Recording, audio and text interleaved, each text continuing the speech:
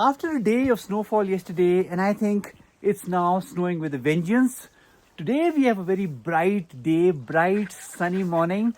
Everything is shimmering white. I think there are very few things as pretty as the ground, everything, the trees, the bushes, everything covered with snow. And then you have the sun shining on it all. So today is that bright sunny day. The snow is covering the ground. It's kind of cold in the morning. That's why I'm wearing all the winter gear. But slowly it's going to warm up.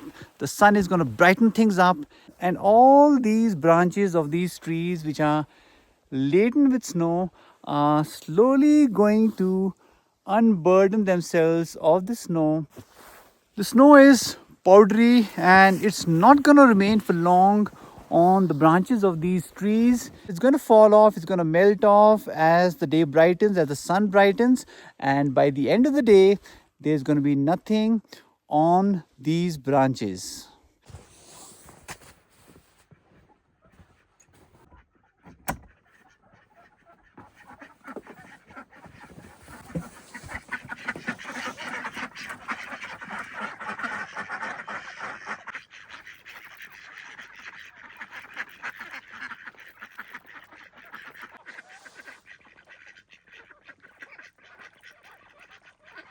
I often get asked, what about the ducks? How do they survive in winters? And you look at them behind over here, it snowed, it's freezing cold water in this pond right now, and they're swimming over here, and they're going to swim here not for a couple of minutes, but the entire day. Except when they come out feeding, the entire day they are swimming over here in this pond, in this ice cold pond, and the freeze, the temperature does not affect them one bit. At this time of the year, we had 33 ducks, but today we are left with 13. All of these we lost either to the stray dogs or to the foxes that invade our farm. That's why we need those bushes, we need these living fences all around the farm so that we have a natural border, we have an habitat for the birds, we have windbreakers, and we have nothing getting in that we don't want to come and get to our ducks and our chicken.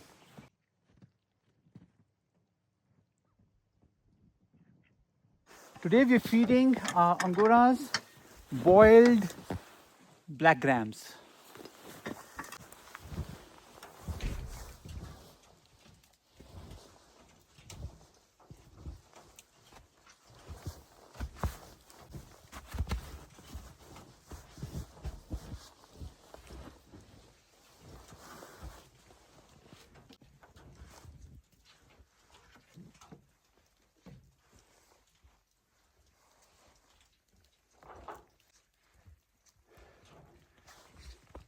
Quiet.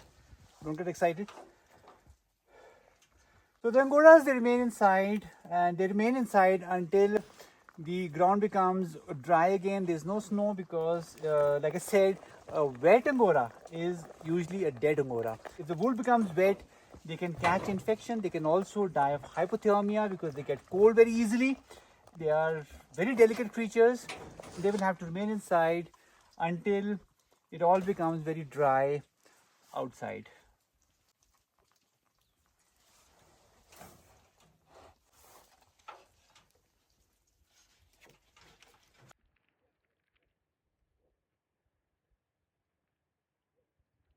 Look at that. That's Low Blue. Low Blue's on his hind legs. He is waiting to be let out. Snow or no snow, Low Blue is least bothered. All that he wants to know is whether he is going to be fed, how much he's going to be fed, and how soon he's going to be fed. Low Blue in our Pahari language means a cute one. Low Blue here, our Low Blue, is anything but cute. He was cute when he was small, but now he feeds on everything. When I say everything, I mean everything. He also feeds sometimes, he steals actually the food that we keep out for Beswa, and that is mostly chicken. So Low Blue over here is our non-vegetarian sheep.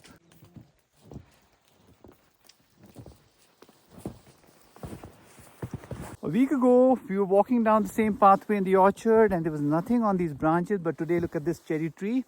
It's laden with the snow. So also our sea buckthorn tree over here. All these spikes that you can see. This tells us this is the sea buckthorn. Otherwise, right now with the snow on top, it's very difficult to distinguish one tree from the other. This is a sea buckthorn tree laden with the snow. And soon, maybe in an hour or two, if the sun is as bright as it is right now, it's going to all melt away and there'll be nothing on the trees. But right now, it's beautiful. I like the branches covered with the snow and they look very pretty, picturesque.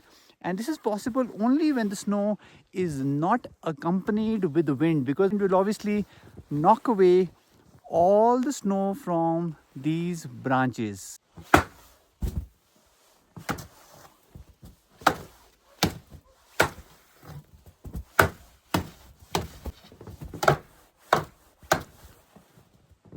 And I am also going to use this rake to shake off the snow from our evergreen trees which have a lot of snow piled on them and the snow is bearing them down.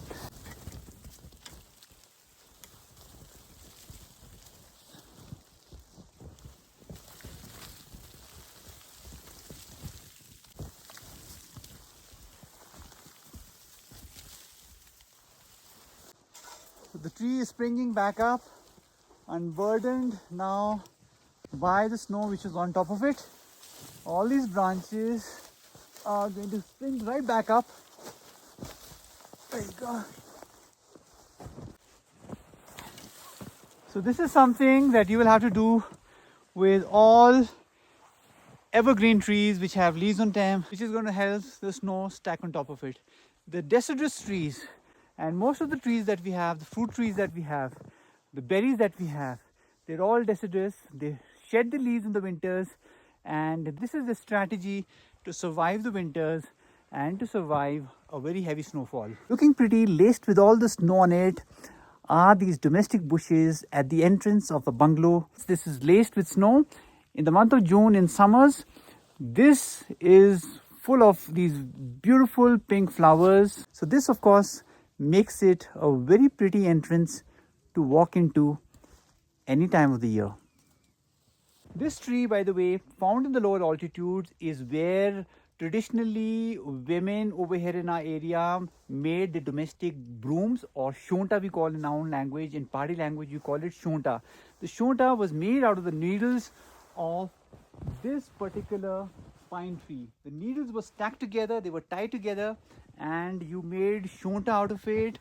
And that shonta, I think, was used only to sweep the floor of the kitchen, nowhere else. It was a small 1 feet or so shonta because the needles are about 8 to 12 inches long, and that shonta would be used to sweep the floors of your kitchen. And now I'm going to give it a little shake and unburden it of all the snow which is weighing it down.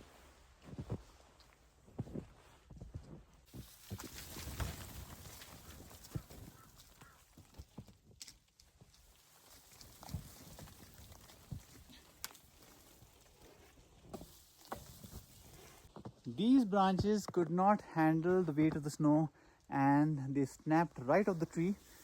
They were not evolved, like I said, this tree was not evolved to grow in our part of the world. It grows in lower altitudes where there is less snow. So this is the reason that I have to come in and give these trees a bit of a shake, because otherwise more branches can potentially snap.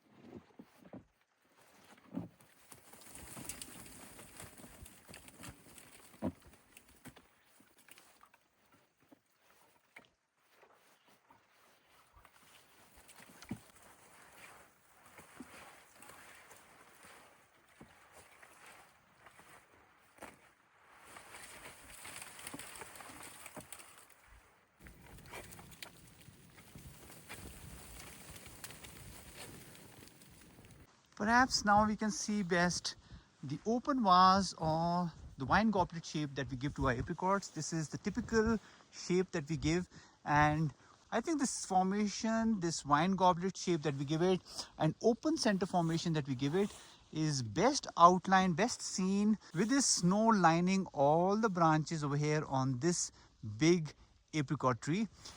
So there is nothing in the center over here, and all these branches are radiating in all the different directions. This one over here towards the north, this one towards the south, this one towards the east, all of them in different directions and easily accessible. Otherwise, this tree actually is a very big tree now, and had it gone vertically up, we would need a ladder to do a lot of our job on it, like pruning and also harvesting. But now we don't need to, because all these branches are very accessible to us. I can come in, take the fruit off the tree, do the pruning, and I do the pruning myself because I can. They are easily accessible. We also have a lot of fruit picking tours. A lot of people book fruit picking tours on a farm, cherry picking, apricot picking, and little children come, and these branches are easily accessible to them. All these branches are accessible to them. Whatever their height, they can pick any fruit of any of these branches because we have given it an open vase or a wine goblet shape. Now, if you look at the snow closely right now, it's shimmering very brightly, and it's got these sparkly things in it, almost like shards of glass or diamond or jewels, which is why I also need to wear these glasses. Nothing reflects the sunlight better than the snow. It's got the best, what is called the albedo effect. This is why snow needs to be covering the ground. This white carpet reflects all the sunlight and prevents the ground from warming up.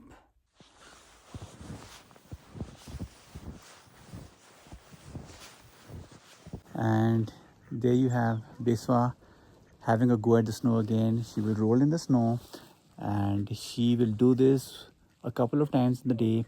It's as if she wants every particle of snow within a being. She wants to squeeze the last iota of pleasure out of the snowfall, and she will roll in it until her fur is completely covered in snow.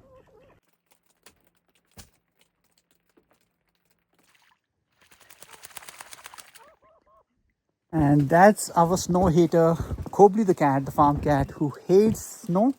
And she's gonna trapeze all over the railing, dry railing, because she does not want to land her paws on snow now, do you? So like I said, there are very few things that are as pretty as a landscape covered with snow, and then you have the sun shining on top of it.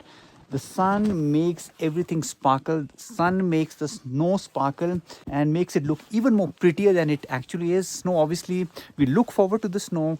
We look forward to the snow because of the kind of benefits it brings us farmers. And I also look forward to the sun because it makes things so much pretty. It brings in a sense of warmth. Even though it's cold outside, with the sun shining, things become warm and you can bask in the sunlight. And if you're a duck in MeenaBagh Farms, you can swim in ice cold water for hours together.